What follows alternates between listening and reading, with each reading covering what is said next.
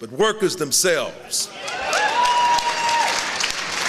I'm going to be very brief. This is my fourth presentation today, but I had to come here along with my union brother Mike Fuqua to say this: solidarity is not an empty slogan.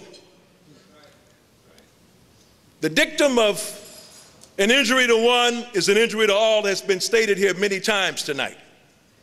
But I can tell you this: when you shut down the fourth largest port or the fourth busiest container port in the United States of America, when you shut down the major ports on the Columbia River, ports of Seattle, ports of Portland, Oregon, ports of Longview, when you have major demonstrations at the Port of Los Angeles, San Diego, Bellingham, Washington, even Houston, Texas, that sends a message to corporate America that the working class is not laying down.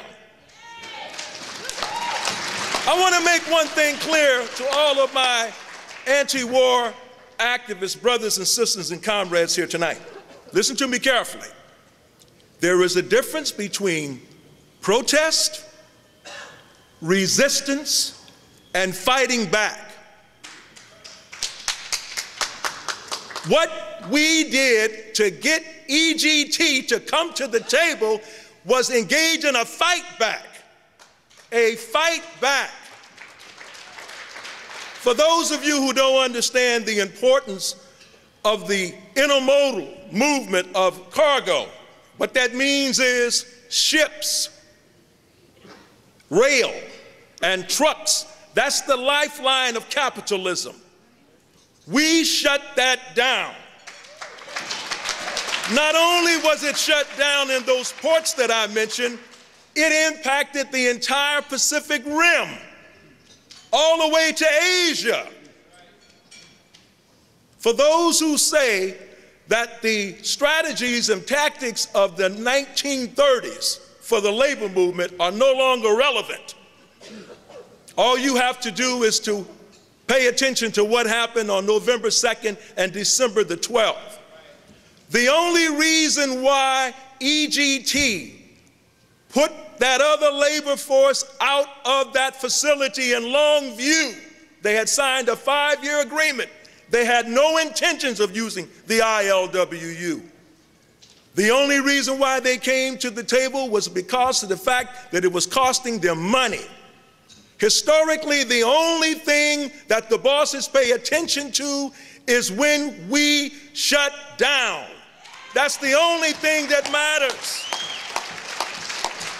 When longshoremen, Teamsters, longshoremen on the West Coast, East Coast, Gulf Coast, Teamsters, when we shut down, the entire economy shuts down. That's the kind of power that we have in this country. We are not feeble. We are not weak. They want us to make us feel that way.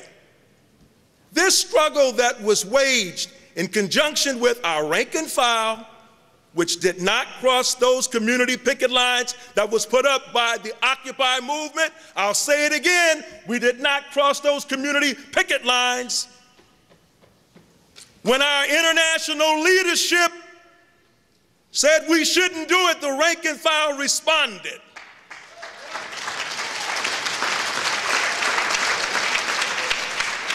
When the rank and file leads, the leadership has to follow or become obsolete and irrelevant.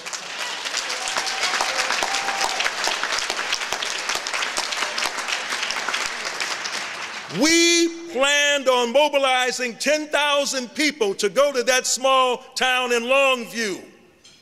We were prepared to put our bodies on the line, and in so doing, the U.S. military, specifically the U.S. Coast Guard, made a decision that it was going to escort this ship to get this scab cargo. We outflanked the Democratic Party. Governor Chris Gregoire, who is the Democratic governor of the state of Washington, had met with the leadership of the ILWU and EGT 12 times since last August and could not get a deal. But when it became critical that there was going to be a mobilization to take place in Longview, Washington, where there might be bloodshed, there had already been that, with the whole world watching and the White House realizing that right before the election, working people were going to be standing up. This is the only thing that we have, brothers and sisters, is the ability to unite and act in a solidarity, unified action. And if we think anything else is going to get it done, we're just whistling, you know that old term. I'm going to stop now. Thank you very much. An injury to one is an injury to all.